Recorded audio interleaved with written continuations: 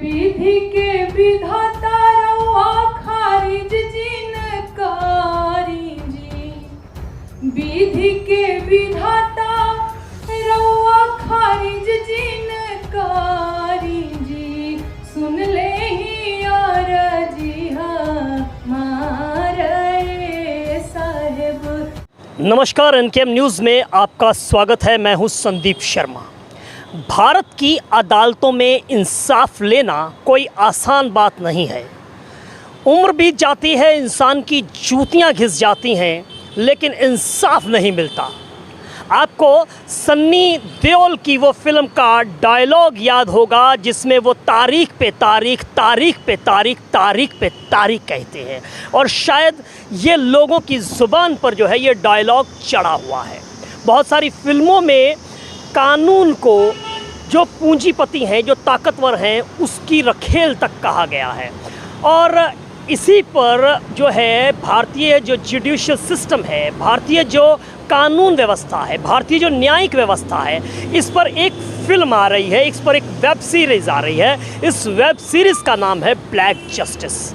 Film में लोक गायिका, भोजपुरी लोक गायिका नेहा राठौर ने जो है वो अपनी आवाज़ दी है। नेहा राठौर, आपको ध्यान होगा, वही जिन्होंने यूपी में काबा, बिहार में काबा ये गाना गाया था, शासन और प्रशासन पर जिन्होंने हमला बोला था। वहीं मुकेश खन्ना ने इस फिल्म के लिए नरेशन का काम किया है, और इस फिल्म में जो है वो जुडिशियल सिस्टम पर जो है उसकी कमियों को उजागर करती हुई ये फिल्म है। My name is Dr. Kapil Kakkar. I am a psychologist and I claim myself to be doing lot of things on reforms. तो ये जो movie black justice web series हमने शुरू करा था इसको मूवी के ढंग से, पर वो इतनी लंबी बन गई हमको उसको वेब सीरीज़ में कन्वर्ट करना पड़ा। तो जो ब्लैक जस्टिस है ये हमने बनाई है वेब सीरीज़, और ये बात करती है, जैसे आपने, ठीक है, हम judiciary it's an independent body in this country and it should be also, we respect that. तो जैसे आपकी कश्मीर फाइल्स आई या आपके वो केरल फाइल्स आई, तो हम ये जुडिशरी फाइल्स नहीं कह सकते इसको। So it is a black justice which talks about 4.5 crore cases, more than that, कम घटते रहते हैं, ऑलमोस्ट 5 करोड़ टच कर गया था, आजकल थोड़ा कम हो गया है, and it is much more than that. And we have with us Neha ji, Neha Singh Rathore ji, इनको आप जानते हैं, और इनके जो गाने, तो इन्होंने हमारी ब्लैक जस्टिस के लिए सिग्नेचर सॉन्ग गाया है। लोअर कोर्ट से लेकर सुप्रीम कोर्ट सही से न्याय नहीं मिला। उन्होंने हमारी जमीन का कोई रकम अदा नहीं की। कोर्ट के चक्कर लगाते लगाते मेरे पैरों में छाले पड़ गए। 4 साल पहले मेरा रेप हुआ था। हमारा काफी समय बर्बाद हो गया। मेरा नाम नेहा है और मैं लगभग हर सामाजिक मुद्दे पे गीत लिखने और गाने की कोशिश करती हूँ। पिछले 2-2.5 सालों से मैंने बेरोजगारी पे गीत लिखा, महंगाई पे गीत लिखा, शिक्षा स्वास्थ्य पे गीत लिखा। मुझे नोटिस भी भेजते रहते हैं लोग, इस तरह की बदमाशियाँ भी होती रहती हैं मेरे साथ। लेकिन जुडिशरी पे गीत लिखने के बारे में मैंने बहुत पहले सोचा, फिर मुझे लगा कि बड़ा सेंसिटिव मुद्दा है और क्या लिखूं क्या ना लिखूं, बहुत समझ में नहीं आ रहा था। फिर एक दिन कपिल सर का मैसेज आया कि नेहा एक गीत लिखना है, एक हम वेब सीरीज़ बना रहे हैं ब्लैक जस्टिस करके, उसमें गीत लिखना है तुमको। तो सर ने सारी डाटा हमको दी और मैंने उस पर एक गीत लिखा। मैं बहुत सारा, जब कैमरा ऑन हो जाता है तो मैं बड़ी नर्वस हो जाती हूँ, मैं आप लोगों को बता दूँ। तो बहुत बात, जितना आपने बात किया, मैं एकदम सहमत हूँ आपसे, लेकिन मैं उसे बोल नहीं सकती, मैं उसे गा सकती हूँ। तो मैं गा करके सुनाती हूँ। भोजपुरी में मैंने गीत लिखा है क्योंकि मैं भोजपुरी में लिखती और गाती हूँ, और बाद में मैं हिंदी में भी ट्रांसलेट कर दूँगी अगर थोड़ी दिक्कत हुई आप लोगों को। तो गीत ऐसे है, अभी आप लोगों ने सुना भी, मैं सुना भी देती हूँ।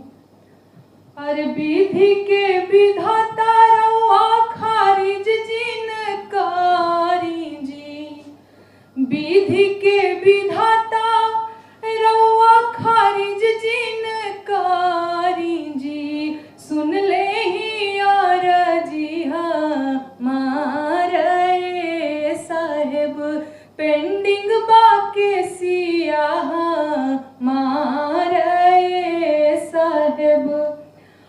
कोर्ट या कचहरी में गोरावन के भाषा चले, हमारा चश्मा नाई के कुछ न पल्ले पड़े, लागे अंग्रेजी दरबार साहेब, पेंडिंग बाके सिया मारे साहेब। अरे कहीं गो न्यायमूर्ति सैकड़ फरियादी, फैसला के आस में ताके लायाबादी, जज चाहे 17,000 साहेब, पेंडिंग बाके सिया मारे साहेब। अरे 5 करोड़ मुकदमा लटकवले बानी, 2 से 3 शिफ्ट कर ली, हाथ जोड़ के कहतानी, 2 साल में करी निबटार साहेब, पेंडिंग बाके सिया मारे साहेब। चैत बैसाख सावन भादो में वकालत चले, कार्तिक कुआर अगहन पूस में अदालत खुले, बरहो मास सुनी मुर्गो हारे साहेब, पेंडिंग बाके सिया मारे साहेब। आप लोगों को समझ में आया या मैं थोड़ा सा हिंदी में भी समझाने? अच्छा अच्छा, इस गीत में मैंने ये कहने की कोशिश की है, सॉरी, इस गीत में मैंने ये लिखा है, मैंने भोजपुरी में लिखा, मैं एक बार हिंदी में इसको ट्रांसलेट कर देती हूँ कि कोर्ट और कचहरी में जो है वो अंग्रेजी भाषा बोली जाती है। ऐसा लगता है जैसे अंग्रेजी दरबार चल रहा है। गांव देहात का आदमी जो थोड़ा कम पढ़ा लिखा है या भोजपुरी बोलने वाला है, ऐसा नहीं है कि भोजपुरी बोलने वाला कम पढ़ा लिखा है, लेकिन जो भोजपुरी में ज्यादा सहज है, हिंदी में ज्यादा सहज है, वैसे आदमी को तो पता ही नहीं चलेगा कि जज साहब बोल क्या रहे हैं। और जब पता ही नहीं चलेगा तो वो भी अपनी बात कैसे कह पाएगा। तो वही लाइन है, कोर्टा कचहरी में गोरवन के भाषा चले, अंग्रेजों की भाषा चल रही है। दूसरी लाइन में मैंने लिखा है, कहीं को न्यायमूर्ति सैकड़ फरियादी। न्यायमूर्ति तो एक है और फरियादी लगाने वाले बहुत सारे लोग हैं, सैकड़ों लोग हैं, और जज साहब एक हैं। फैसला के आस में ताकेला आबादी, फैसले का इंतजार कर रहा है बहुत सारे लोग। जज चाहे 17,000 साल, इसका मतलब तो समझ में आ रहा होगा ना, 17,000 जज अभी और चाहिए। 5 करोड़ मुकदमा लटकौले बनी, यानी 5 करोड़ मुकदमा जो है वो पेंडिंग है। 2 से 3 शिफ्ट कर लीजिए अगर नहीं हो पा रहा है, बहुत सारे मुद्दे हैं, बहुत सारे जो केस हैं, तो 2 से 3 शिफ्ट में कर लीजिए, लेकिन सुनिए, और कम से कम 1 से 2 साल में निपटार करिए। 5 साल 10 साल 20 साल आदमी मर जाता है, पता ही नहीं चलता है उसका क्या हुआ, तो वो जरूरी है। चैत बैसाख सावन भादों में वकालत खुले, कार्तिक कुवार अगहन पूस में अदालत खुले का मतलब ये है, चैत वैशाख ज्येष्ठ आषाढ़ सावन जनवरी फरवरी मार्च हर महीना में ही चले के चाहिए, ना कि जून महीना में चल गेलन पहाड़ पे छुट्टी मनावे जज साहब, तो ये ना होके के चाहिए। 12 मास सुनी मोर गुहारे साहब, यानी 12 मास हमारी जो है सुनवाई हो, ये इसका मतलब था। बाकी कपिल सर का बहुत बहुत धन्यवाद सर, आपने मुझे चुना इस गीत के लिए। सच में मुझे नहीं आइडिया था कि मैं इस पे कुछ लिख पाऊंगी। आपका बहुत बहुत आभार। और आप लोग भी ब्लैक जस्टिस जो वेब सीरीज मैंने भी देखा, उससे पहले भी मैंने ट्रेलर को देखा, मुझे काफ़ी अच्छा लगा। मैं भी देखूंगी, आप लोग भी देखिएगा, अच्छा लगा मिलकर आप लोगों से। तो मैं अश्विनी जी से रिक्वेस्ट करूंगा कि अश्विनी जी आप कुछ बोले। yes.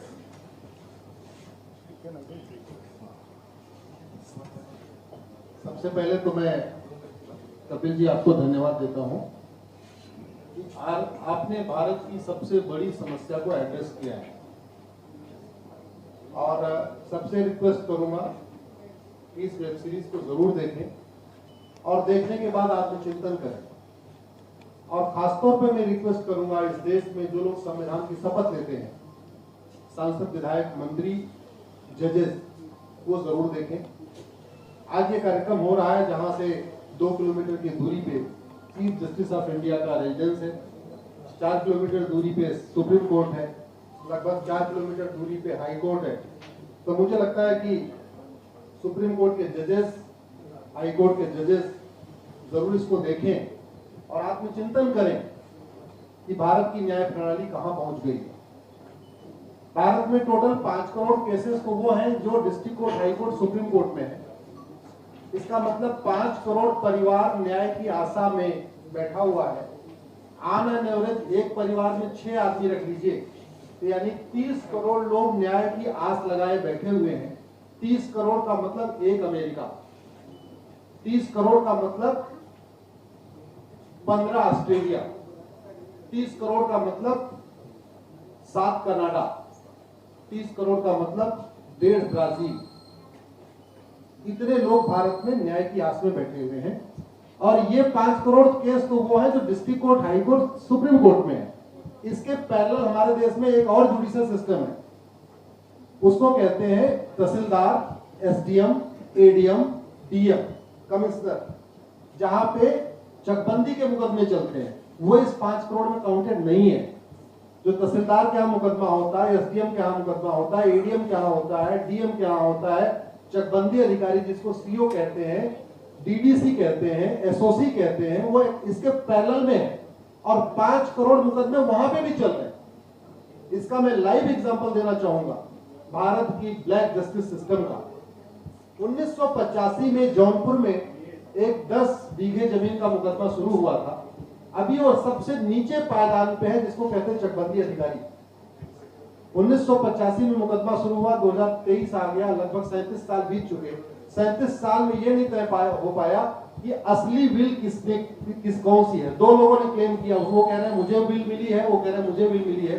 37 साल में ये नहीं डिसाइड हो पाया असली विल किसकी है।